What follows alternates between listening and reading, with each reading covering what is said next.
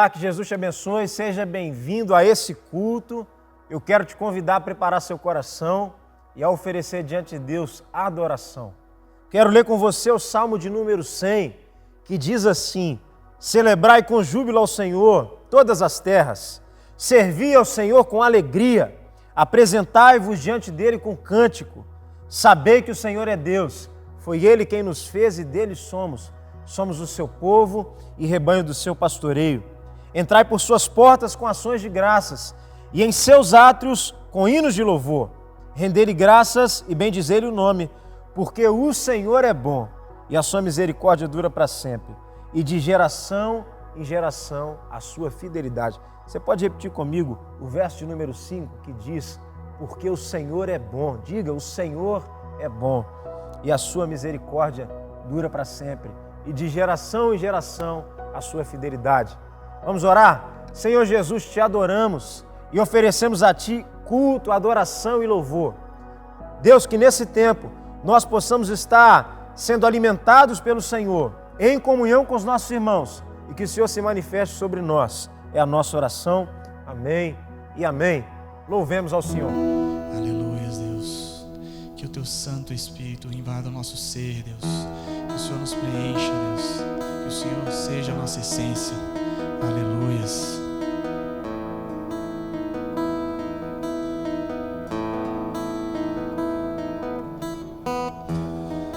Não há nada igual, não há nada melhor a que se compara a esperança viva.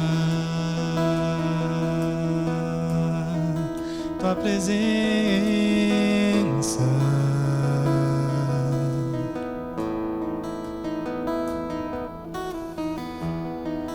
eu provei e vi o mais doce amor que liberta o meu ser e a vergonha desfaz.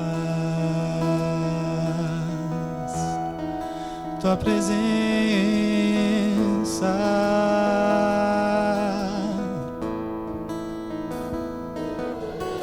Santo Espírito, és bem-vindo aqui.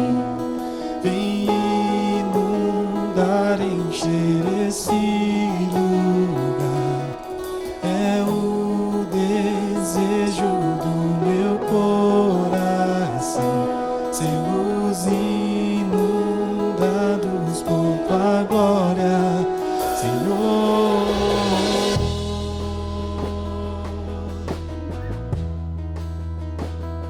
Senhor,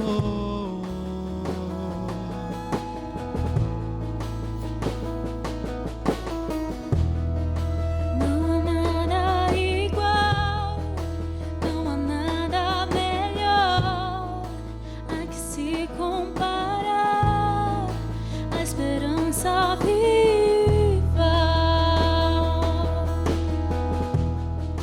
Tua presença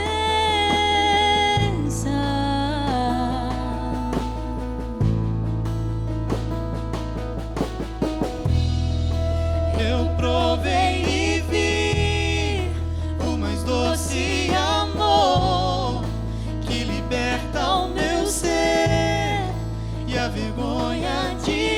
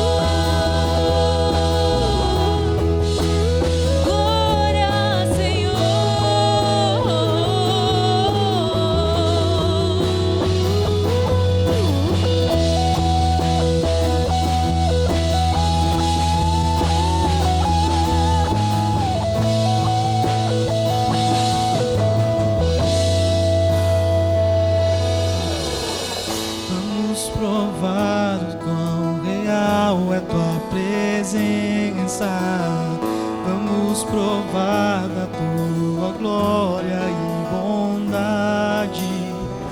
Vamos provar o quão real é tua presença. Vamos provar da tua glória e bondade. Vamos provar o quão real é tua presença. Vamos provar da tua glória e bondade. Vamos provar o quão real é tua presença. Vamos provar da tua glória e bondade. Senhor,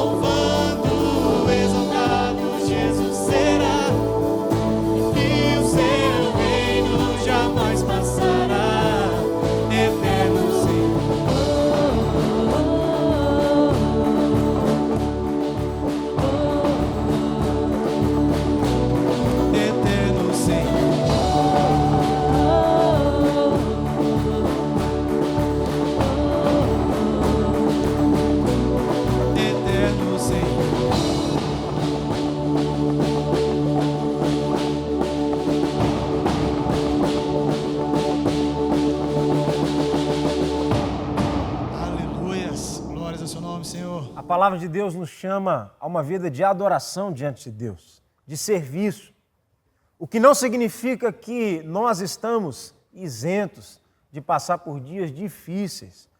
Nós temos motivos para clamar diante do Senhor e eu quero te lembrar do texto que nós lemos, o verso de número 3 que diz: sabei que o Senhor é Deus.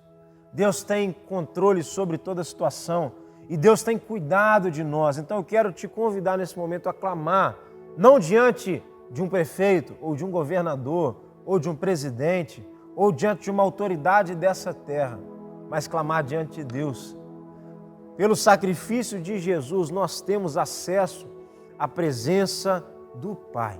A palavra de Deus então diz que nós devemos adentrar com ousadia, porque nós fomos lavados e nós fomos remidos pelo sangue de Jesus. Eu quero te convidar agora a orar pelo seu motivo de oração.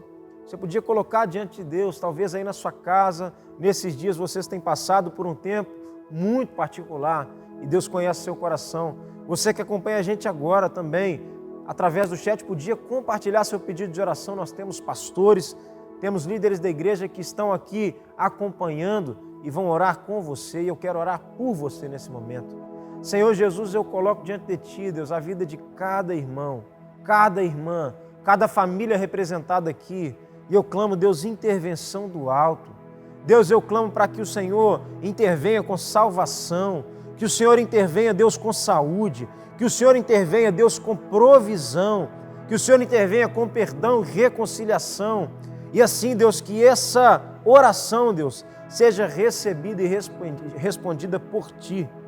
Faz assim, Deus, nesse momento, visita cada irmão que coloca a sua oração aqui no chat e Deus, em nome de Jesus, encoraja o nosso coração, fortalece a nossa fé. Assim eu oro, em nome de Jesus. Amém e amém. E ainda nesse tempo de oração eu quero clamar junto com você pelas nações e pelo Brasil. A palavra de Deus diz que existe gente de todo povo, de toda tribo e de toda língua que se curva diante do Cordeiro de Deus. Nós oramos por toda a criação, mas nós oramos pedindo ao Senhor de maneira especial pela Igreja de Cristo.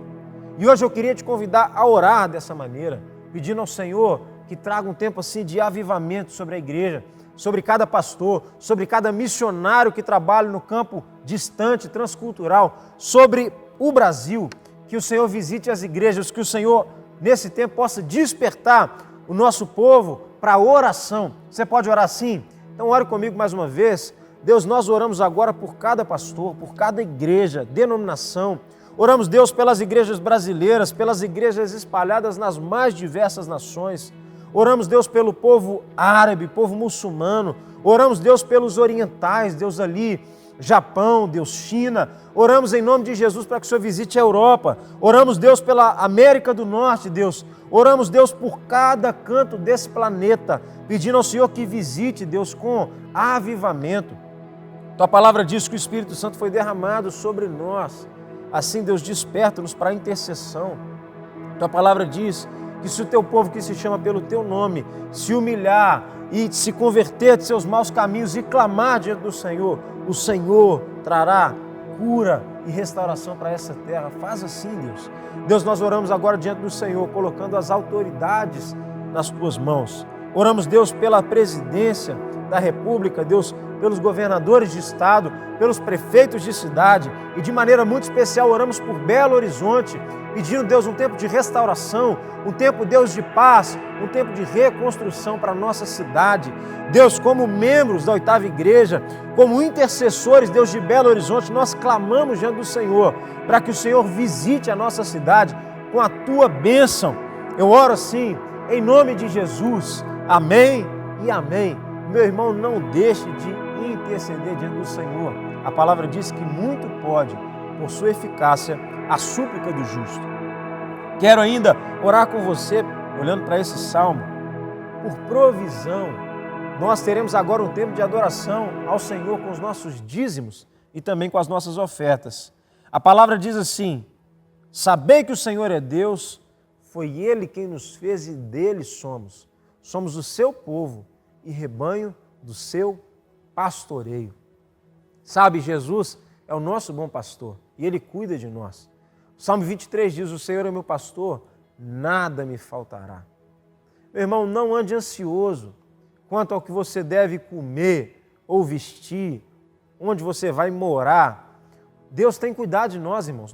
No texto de Mateus capítulo 6, Jesus faz uma pergunta e ele diz assim, olha só, não é a vida muito mais do que o alimento? E não é o corpo muito mais do que as vestes? Pensa bem, qual é o sentido de Deus dar a vida para você e não te dar o alimento que é necessário para sustentar a sua vida? É Jesus quem está dizendo, eu dei para você o corpo, eu não vou te dar aquilo que você precisa para vestir o seu corpo. Jesus cuida de nós, irmãos. Ele disse que nós que somos filhos de Deus, não precisamos nos preocupar, porque o Pai que está no céu sabe de cada uma das nossas necessidades. Então eu quero orar por você. Quero orar por suas finanças, quero orar pelos dízimos e ofertas que você vai consagrar diante do Senhor. Você pode fazer o uso das nossas contas para a sua transferência. Você vai ver que tem um e-mail aqui, pedimos que você envie um comprovante dizendo se é dízimo, se é oferta, para ajudar na contabilidade e para a destinação desses recursos. Mas nesse momento eu quero orar também para que Deus derrame confiança no seu coração. Senhor Jesus, nós te agradecemos porque o Senhor é o nosso Pai, nós somos teus. O Senhor é o nosso pastor que cuida de nós. Por isso, Deus, nós consagramos diante do Senhor dízimos e ofertas. Pedimos, Deus, que o Senhor use a nossa vida com graça e com generosidade, para que nós sejamos abençoadores por onde nós passarmos. Porque se entregamos diante do Senhor, Deus, é porque primeiro recebemos das tuas mãos. E agora, de maneira muito especial, Deus, eu quero clamar por irmãos que precisam de uma porta aberta, que precisam, Deus, de um novo caminho de provisão, que precisam de uma porta de emprego. Deus, visita nessa semana com a tua boa mão e dá, Deus, um sinal da tua bondade sobre a vida desse irmão, dessa irmã, em nome de Jesus. Amém e amém. Te convido nesse momento a louvar ao Senhor com o seu dízimo e com a sua fé. Ele é grande, Ele é poderoso. Aleluia, vamos declarar isso. Glorioso és. Eu gritarei que glorioso és. Eu cantarei pra teu nome exaltar, pra sempre celebrar. Glorioso és, glorioso és.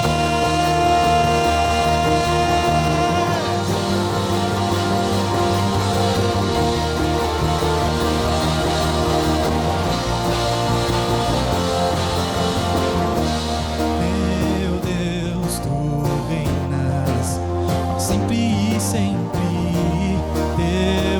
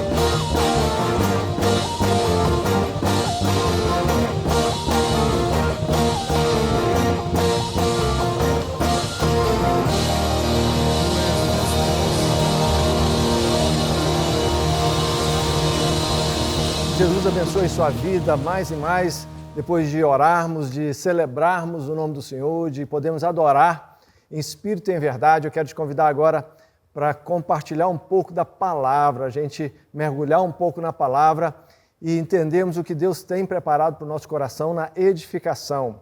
Nesse momento eu quero te convidar a abrir sua Bíblia, se você está aí com a Bíblia em papel, talvez com o celular por perto, você abrir, você ligar sua Bíblia em Marcos, Evangelho de Marcos, no capítulo 8. Esse capítulo 8 ele é riquíssimo, ele é uma série de histórias interconectadas, mas eu queria que você lesse comigo Marcos 8, 22 até o 26. Ele conta a história de uma cura bem diferente que Jesus fez em um cego. E Marcos 8, 22 diz assim: Então chegaram a Betsaida e lhe trouxeram um cego, rogando-lhe que o tocasse. Jesus, tomando o cego pela mão, levou-o para fora da aldeia e, aplicando-lhe saliva aos olhos e impondo-lhe as mãos, perguntou-lhe: Vês alguma coisa? Este, recobrando a vista, respondeu: Vejo os homens, porque como árvores os vejo, andando. Então, novamente, lhe pôs as mãos nos olhos e ele, passando a ver claramente, ficou restabelecido e tudo distinguia de modo perfeito. E mandou Jesus embora para casa, recomendando-lhe: Não entres na aldeia. Uma história diferente, uma cura diferente. Eu quero te convidar a fechar os seus olhos mais um momento e orarmos ao Senhor, pedindo que Deus derrame da sua graça sobre nós.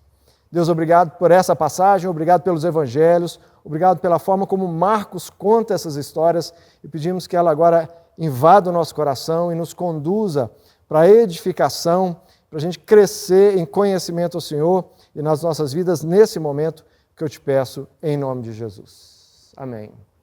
Olha, conversando com as pessoas nesses dias, a gente tem visto como que está difícil para todo mundo viver assim, sem ter uma perspectiva, sem saber exatamente para onde nós estamos indo, para que rumo, quais passos a gente precisa dar. Até agora, recentemente mesmo, a gente viu na nossa cidade, aqui em Belo Horizonte, o pessoal trabalhando para aumentar o feriadão, aumenta ou não aumenta, a gente não sabe nem semana que vem direito se esse feriado vai ser a semana toda, se vai ser só a Semana Santa. E aí, com isso, a gente fica assim, como é que eu planejo a semana que vem? Olha, se a gente está tendo dificuldade para planejar a semana que vem, quanto mais a gente pensar em planos maiores, planos para frente. Tem muita gente que tem muita dificuldade de lidar com isso, esse futuro imprevisível. E muitas vezes o futuro imprevisível tem a ver com a dificuldade da gente compreender a nossa própria vida. Como que a gente lida com essas questões? Os discípulos, enquanto viviam com Jesus, enquanto eles caminhavam com Jesus, a cada dia era uma coisa nova. A cada dia eles pensavam assim, bora, agora eu acho que nós estamos entendendo o que está acontecendo. E acontecia alguma coisa que eles reparavam que, olha, na verdade nós não estamos entendendo nada. Cada dia Jesus avançava com eles, cada dia Jesus ensinava eles mais alguma coisa e eles iam percebendo que o mundinho deles, a forma deles lidarem com a religião, a forma deles lidarem com a vida, estava muito limitada à forma como eles enxergavam. E Jesus vai mostrar com essa passagem aqui, especialmente com essa cura desse cego, que os discípulos precisavam enxergar um pouco mais. Nós lemos do verso 22 ao 26, mas na verdade o capítulo 8 inteiro de Marcos, ele trata desse assunto. Muitas vezes a gente lê as histórias desconectadas. O capítulo 8 começa falando da multiplicação dos pães, na verdade a segunda multiplicação de pães e peixes que Jesus faz. E assim a gente pensa assim, isso aconteceu um momento e depois as outras histórias daí para frente não tem muita conexão com isso. Mas na verdade o que a gente vê do 1 ao 10 de Marcos 8 é essa multiplicação dos pães. E versos 11 a 13, os fariseus pedem um sinal para Jesus. Dê-nos um sinal do céu. Olha, sinal do céu, nesse caso aqui, tem uma conexão muito clara, sabe com o quê? Com Moisés lá no deserto. Jesus multiplica o pão e lá em João mostra ele ensinando depois, falando que ele é o pão da vida. E os fariseus falam assim, olha, então mostra, olha, Moisés nos deu o pão do céu. E aí Jesus vai falar lá no Evangelho de João que, olha, eu sou o pão que desceu do céu. E aqui o que Marcos vai relatar é que eles pedem um sinal. Olha, nós queremos saber se você é aquele profeta que Moisés disse que seria semelhante a ele, se é o Messias mesmo, se não é. O que Jesus diz é, olha, eu não vou entregar sinal do céu nenhum, vocês vão ter que crer a partir do que eu estou fazendo e a partir do que eu estou ensinando. E aí eles entram no barco, versos 14 até o verso 21 de Marcos 8, eles entram no barco e vão atravessar o chamado Mar da Galileia, o lago ali na Galileia. E ali eles percebem que estão sem pão. E aí Jesus percebe que eles estão discutindo, olha, nós não temos pão suficiente para essa jornada, nós não temos pão suficiente para essa viagem que nós estamos fazendo. E Jesus puxa a orelha deles, olha, cuidado com o fermento dos fariseus, cuidado com esse coração duro, cuidado com essa dificuldade de enxergar as coisas. E ele pergunta assim, vocês têm olhos, mas não veem? Essa pergunta de Jesus provoca eles. E assim que ele pergunta para os discípulos, vocês têm olhos, mas não conseguem enxergar? Eles descem do barco do outro lado, na margem, e aí o pessoal traz um cego para que Jesus cure esse cego. E ali Jesus faz daquele momento da cura do cego uma aula. Quantas vezes Jesus usa de momentos assim para dar aulas aos discípulos? Isso é o que acontece. Porque ele faz uma cura, a gente chama de cura em 2 tempos. Jesus chama aquele cego, molha os olhos dele com a sua própria saliva, põe as mãos sobre os seus olhos e tira as mãos e fala assim, olha por aí, você está conseguindo enxergar? E diz o texto que a visão dele foi restabelecida. Só que ele fala assim, olha, eu estou conseguindo enxergar, só que eu vejo as pessoas como árvores. Ele via aquela coisa embaçada, assim, pessoas se movimentando para lá e para cá, mas ele não conseguia distinguir direito. Então, uma visão turva, uma visão que vê, mas não consegue distinguir o que realmente está acontecendo. E aí, uma segunda vez, Jesus impõe as suas mãos sobre os olhos do cego, e esse cego aí passa a enxergar perfeitamente. Jesus o diz para ir embora, e por aí ele volta para a sua jornada feliz da vida. E assim Jesus começa a mostrar para os discípulos uma lição muito importante para eles sobre enxergar, sobre ver direito, estar com Jesus e realmente enxergar quem é Jesus, o que as coisas que estão acontecendo em volta. E muitas vezes essa é a dificuldade nossa hoje. Nós estamos caminhando, nós estamos crendo no Senhor Jesus, nós estamos querendo chegar perto de Jesus. Talvez você está aí assistindo esse culto, mas sem ainda saber direito como é que é esse negócio, seguir Jesus, não seguir Jesus, o que é isso, mas você se interessou de alguma forma de chegar perto e escutar sobre isso, que história é essa? E Jesus está querendo dizer o seguinte, olha, não basta ser um curioso, não basta estar com o coração pela metade na história. O que eu estou chamando vocês é para enxergar plenamente, mas para enxergar plenamente, nós temos que confiar plenamente. E Jesus vai trabalhar essa história com seus discípulos. E algumas lições que eu queria tirar a partir dessa jornada e a partir dessa cura desse cego e dessa jornada mais ampla da multiplicação dos pães, da desconfiança dos discípulos e dessa cura em 2 tempos. Primeira lição que eu queria repartir com vocês é a seguinte: estar perto de Jesus não implica necessariamente em ter os olhos abertos. E agora eu estou falando de estar perto de Jesus, pensando nos discípulos que estavam fisicamente perto de Jesus. Eles estavam no barco, eles estavam caminhando com Jesus, e cá para nós, a situação deles era fantástica comparada com os outros.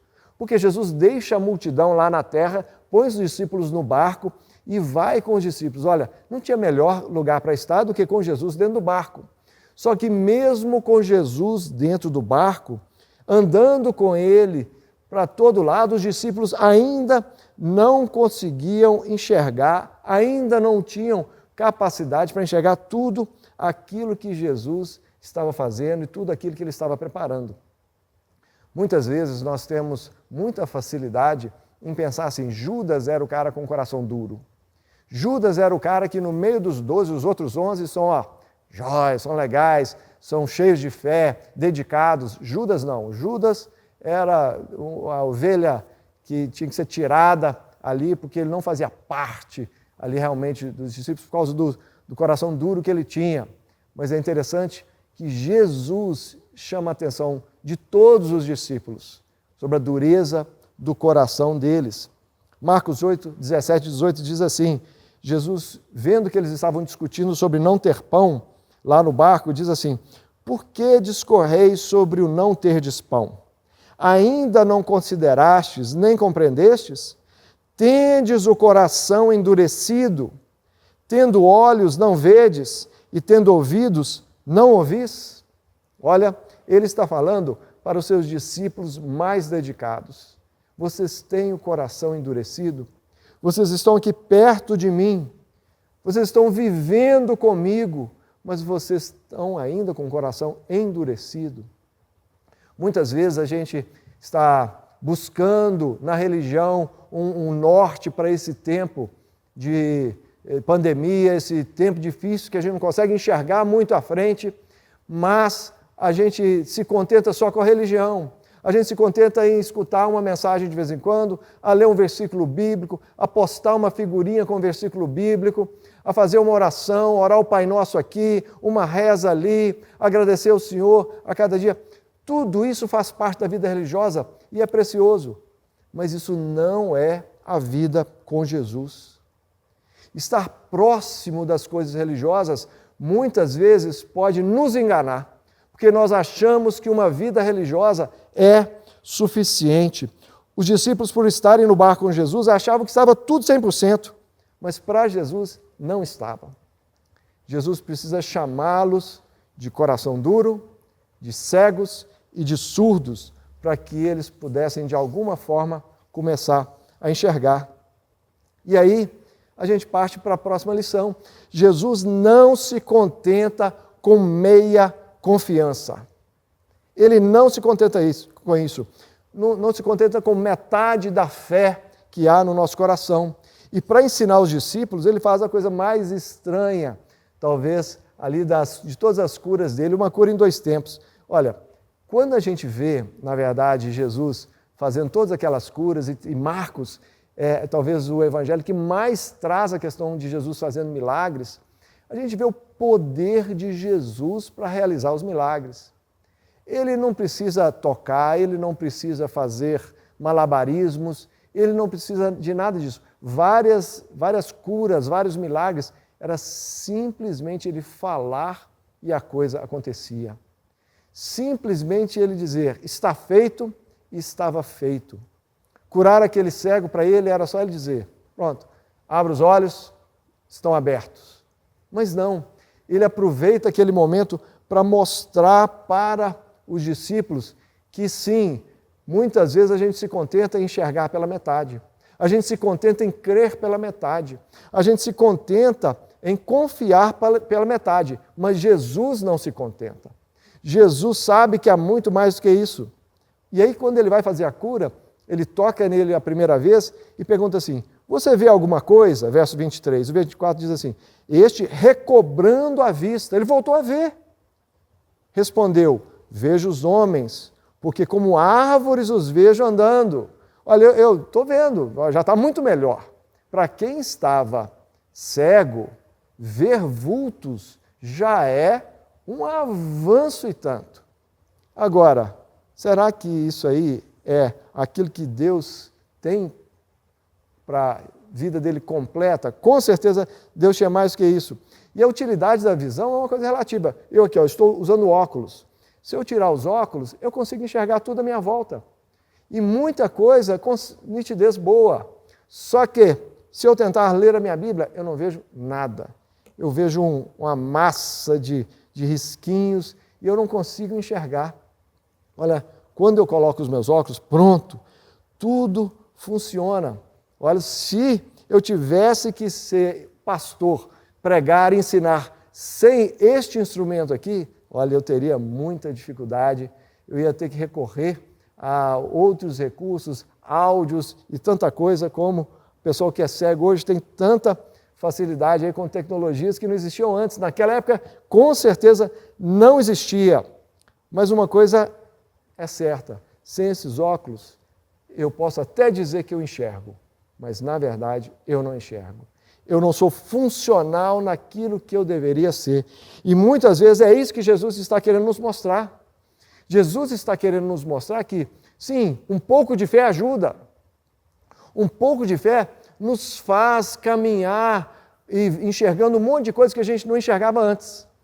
Mas Deus tem para nós uma fé que vai além de um pouco de fé. O que Jesus tem para nós é uma visão perfeita. Ainda que a gente só enxergue perfeitamente na glória, quando o Senhor Jesus voltar ou quando chegarmos até Ele, depois de morrermos, mas mesmo assim, a visão que Jesus tem para nós hoje é uma visão que vai muito além daquilo que nós enxergamos. E o que Jesus está querendo mostrar com essa cura, o que Jesus está querendo mostrar para os discípulos, nessa discussão toda de tem pão, não tem pão, é que nós sim precisamos enxergar confiando nele. Aqui a relação de enxerga, não enxerga, na verdade, Jesus está ensinando que esse enxergar tem a ver com a confiança, tem a ver com a fé. E para Jesus, enxerga quem confia nele. A discussão aqui não é sobre a qualidade da vista. Jesus não está preocupado se a pessoa que foi curada tem miopia, hipermetropia, se tem astigmatismo, presbiopia. Não é essa questão ocular. O que Jesus está preocupado é com o coração dos seus discípulos. E Jesus quer curar mais do que um cego. Jesus quer trazer uma cura espiritual para seus discípulos, porque eles estão com uma dificuldade completa de enxergar e de crer e assim caminhar. Nós estamos hoje num tempo difícil de enxergar. Nós estamos hoje num tempo difícil de crer, de avançar. Parece que nós estamos assim envoltos numa neblina densa. Olha, eu venho do interior de Minas, lugar onde tem muita montanha, e eu me lembro perfeitamente, é o lugar mais frio, na zona da mata, e eu me lembro perfeitamente que nas épocas frias, a hora que baixava a neblina, eu me lembro que o colégio onde eu estudava, o colegial hoje, né, ensino fundamental, quando a gente chegava no pé do morro, ele estava no alto do morro, quando a gente chegava no pé do morro, de manhã cedo, neblina baixa, a gente olhava e não via escola nenhuma, a gente só via o pé do morro, mas a gente sabia que a escola estava lá e a gente ia subindo até chegar lá. Mas, na verdade, a gente sabia porque a gente já sabia o caminho. Agora, quando você não sabe o caminho, neblina te deixa completamente inseguro. É assim numa direção, não é? Você tem que baixar a velocidade, dependendo da neblina, nem viajar é possível. Nós estamos hoje com neblina baixa, com dificuldade de enxergar, mas o Senhor é mais do que qualquer outra coisa que nós pensamos de recurso para a gente poder enxergar. Na verdade, Ele não é o recurso, Ele é o caminho. O próprio Jesus disse, eu sou o caminho, a verdade e a vida. Se a gente quer chegar ao Pai, tem que ser por Ele. Então, quando Ele está falando de fé, quando Ele está falando de olhos abertos, Ele está falando do caminhar de toda a vida. E o que Ele vai fazer é lembrar os discípulos do que havia acontecido. Quando os discípulos estão no barco, com aquela dificuldade de enxergar o que é que estava acontecendo, discutindo, tem pão, não tem pão, esse pão não vai dar, olha galera, fulano come demais, como é que nós vamos dar conta disso? O que Jesus vai perguntar é, vocês se lembram do que acabou de acontecer? Vocês se lembram de que eu multipliquei pães e alimentei uma multidão e sobrou pão? Vocês estão com medo de quê? Vocês estão com dificuldade de quê? Qual que é essa discussão de pão se nós estamos, a gente acabou de se fartar em pão e quem multiplicou o pão está no barco? Olha, a questão que Jesus está querendo abrir os nossos olhos através desse texto é que se nós estamos no barco com Jesus, nós precisamos confiar de que Ele está conduzindo a nossa vida. Quando nós confiarmos plenamente no Senhor, os nossos olhos vão se abrir. e a gente vai passar a enxergar não todas as coisas, mas o necessário para a gente caminhar. A gente vai passar a enxergar o necessário para dar cada passo a cada dia, porque o próprio Senhor Jesus disse, basta a cada dia o seu próprio mal. E assim nós vamos avançar dia a dia, porque Jesus vai nos mostrar cada passo que nós precisamos dar. Mas para isso nós precisamos ter os olhos abertos, parar de enxergar os homens como árvores, parar de crer pela metade. Eu creio no Senhor Jesus, mas eu tenho medo da morte. Eu creio no Senhor Jesus, mas eu acho que essa pandemia é do inferno. Eu creio no Senhor Jesus, mas acho que Deus não está com controle de todas as coisas. O Senhor continua com o controle de todas as coisas em suas mãos. E Ele não está acuado com a pandemia, nem nós podemos ficar acuados com a pandemia. Nós precisamos crer que o Senhor Jesus continua cuidando de tudo. E é interessante que logo no final, assim que termina essa cura em 2 tempos, Jesus chama seus discípulos e faz uma pergunta interessante para eles. Logo aqui está no verso 22, aliás, 22 não, 27. Ele chama os discípulos, diz assim o verso: então seus discípulos partiram para as aldeias da Cesareia e no caminho perguntou-lhe Jesus: quem dizem os homens que sou eu?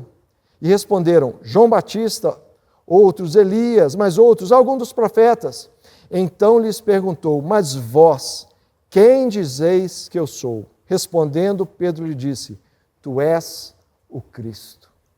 Olha, com essa afirmação, e o próprio Jesus vai dizer em outro evangelho: olha, Pedro, não foi nem carne nem sangue, não foi gente que revelou isso para você, mas foi o meu Pai que abriu os seus olhos. Com essa pergunta, Jesus exemplifica muito bem o que é ter os olhos abertos. As outras pessoas dizem que ele é fulano, beltrano, um profeta aqui, é mais um ali, mas eles sabem, os discípulos sabem, e Pedro expressa isso: tu és o Messias, tu és o Cristo, tu és o Filho do Deus Altíssimo. E assim, Jesus diz assim: é isso mesmo, agora sim vocês estão dando um passo de fé. Agora sim vocês estão confiando, porque estão tendo os olhos abertos. E com essa verdade, que eu sou o Messias, vocês vão romper todas as dificuldades, todos os grilhões, todas as barreiras, todas as muralhas, sabendo que eu sou o Cristo. Porque se eu sou o Messias, se eu sou o Filho de Deus e vocês estão comigo, não tem nada que vocês precisam temer. Nesses dias de luta, de dificuldade, eu quero te convidar a dar um passo de fé. Crer no Senhor Jesus. Jesus não se contenta com meia fé. Jesus não se contenta com a nossa meia confiança. Jesus quer receber de nós algo que vai além de uma vida religiosa, além de um dia a dia só que leva em consideração as coisas de Deus, mas não coloca Jesus no centro. Você quer romper a neblina desses dias? Você quer enxergar além, enxergar numa vida eterna? Entregue sua vida para Jesus. Faça algo que talvez você não fez até agora. Talvez você esteja confiando, mas desconfiando ao mesmo tempo. Talvez você esteja liberando seu coração nas mãos do Senhor, mas aqui com medo ainda da vida, com medo ainda das coisas que você não controla. Você não controla nada na sua vida. Por isso, deixa Jesus controlar. Renda seu coração ao Senhor Jesus. Ele tem, com certeza, uma cura em 1 tempo, 2 tempos, 3 tempos, mas uma cura completa para as nossas vidas.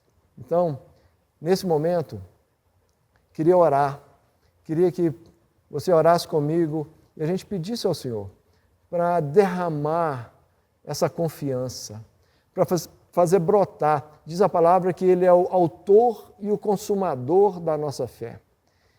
Para que brotasse essa fé de dentro de nós, através do Santo Espírito, e a gente sossegar, a gente poder dizer assim, eu não sei o que é que tem à frente, a neblina está densa, mas eu enxergo o Senhor Jesus comigo aqui agora. E eu vou dar cada passo necessário, porque o Senhor Jesus está comigo. Feche seus olhos, vamos orar. Obrigado, Senhor, por Tua graça. Obrigado porque o Senhor é esse Deus que cerca a nossa vida, que nos faz seguros nas Tuas mãos. Mas, Deus, nós queremos confessar a nossa cegueira, os nossos ouvidos fechados, a nossa dificuldade de crer, o nosso coração duro, e pedir ajuda, Deus. Ajuda-nos, como aquele pai daquele menino que os discípulos não conseguiam libertá-lo, ele disse ao Senhor, eu creio, ajuda-me na minha falta de fé. Senhor, essa é a nossa palavra nesse momento. Senhor, nós cremos, ajuda-nos na nossa falta de fé e transforma o nosso coração para que a gente possa compreender, ter os olhos abertos, os ouvidos abertos e o coração amolecido diante do Senhor, porque nós queremos confiar, nós queremos caminhar nessa confiança e nessa fé de que o Senhor está nos conduzindo. Por isso, bendito seja o Teu nome, Deus. Assim, sossegamos nossa vida no Teu altar, agradecidos em nome de Jesus. Amém. Que o Senhor te guarde, que o Senhor te encha dessa confiança e te faça caminhar seguro, enxergando aquilo que você tem a cada dia diante de Deus. Olá, gente boa! Muito obrigado por você estar conosco nesse vídeo. Que o Senhor Jesus te abençoe e te guarde. Não deixe de dar o seu like. Também inscreva-se no nosso canal e nos acompanhe nas redes sociais. O Senhor Jesus te abençoe e te guarde. Um grande abraço.